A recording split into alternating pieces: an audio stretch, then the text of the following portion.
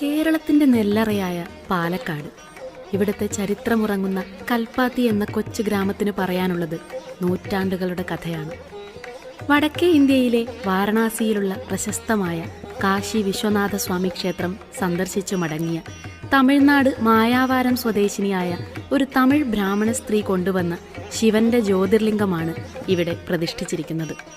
കാശി വിശ്വനാഥ സ്വാമി ക്ഷേത്രവുമായുള്ള സാമ്യം കാരണം ഈ പ്രദേശം തന്നെ കാശിയിൽ പാതി കൽപ്പാത്തി എന്നറിയപ്പെടുന്നു.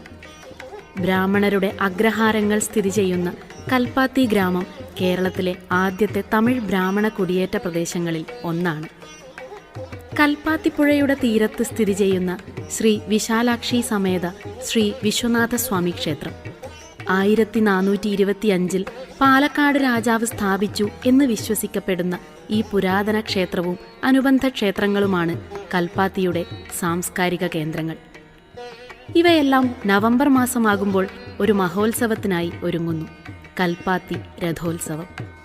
10 ദിവസത്തെ ഈ മഹാമഹത്തിന് തുടക്കമാവുന്നത് കൊടിയേറ്റത്തോടെയാണ്. ആദ്യ ദിവസങ്ങളിൽ ക്ഷേത്രത്തിനുള്ളിൽ വൈദിക ചടങ്ങുകളും വേദപാരായണവും പ്രത്യേക പൂജകളും നടക്കുന്നു. ലക്ഷ്മി നാരായണ പെരുമാൾ, പ്രസന്ന ഗണപതി, മന്ദക്കര ഗണപതി, പഴയ കൽപ്പാത്തി വിശ്വനാഥ സ്വാമി എന്നിവിടങ്ങളിലെ രഥങ്ങൾ പ്രയാണത്തിനായി ഒരുങ്ങുന്നു. കൽപ്പാത്തി രഥോത്സവത്തിൻ്റെ പ്രധാന ആകർഷണം ഈ ദേവരഥങ്ങളാണ്. അലങ്കാരപ്പണികളാൽ മനോഹരമാക്കിയ ആകാശത്തോളം ഉയർന്നു നിൽക്കുന്ന രഥങ്ങൾ. ഓരോ രഥവും അതാത് ക്ഷേത്രങ്ങളിലെ ദേവതാ സങ്കല്പങ്ങളെ വഹിക്കുന്നു. ഉത്സവം അതിൻ്റെ പാരമ്യത്തിലെത്തുന്നത് അവസാന 3 ദിവസങ്ങളിലാണ്. ആയിരക്കണക്കിന് ഭക്തർ ജാതിമതഭേദമന്യേ ഈ മഹാതേരുകൾ വലിച്ചുകൊണ്ട് അഗ്രഹാരവീഥികളിലൂടെ പ്രദക്ഷിണം വയ്ക്കുന്നു. ആവേശവും ഭക്തിയും ഒത്തുചേരുന്ന ഒരപൂർവ കാഴ്ചയാണിത്. കൽപ്പാത്തി രഥോത്സവത്തിൻ്റെ ഏറ്റവും വൈകാരികവും മനോഹരവുമായ നിമിഷം ദേവരഥ സംഗമം. പല അഗ്രഹാരങ്ങളിൽ നിന്നുള്ള രഥങ്ങൾ ഒരു ബിന്ദുവിൽ സംഗമിക്കുന്നു. ദേവന്മാർ പരസ്പരം കണ്ടുമുട്ടുന്ന ഈ അപൂർവ കാഴ്ച കാണാൻ പതിനായിരങ്ങളാണ് ഇവിടെ എത്തുന്നത്. 600 വർഷത്തിലധികം പഴക്കമുള്ള ഈ ആചാരം പാലക്കാടിൻ്റെ സാംസ്കാരിക പൈതൃകത്തിൻ്റെ നേർക്കാഴ്ചയാണ്. ഭക്തിയും കലയും ആചാരവും സാമൂഹ്യ സൗഹൃദവും ഒത്തുചേരുന്ന ഒരപൂർവാനുഭവം.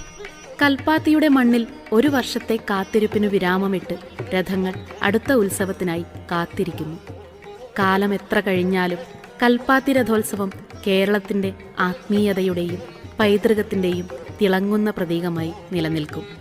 അടുത്ത രഥോത്സവത്തിനായി നമുക്ക് കാത്തിരിക്കാം.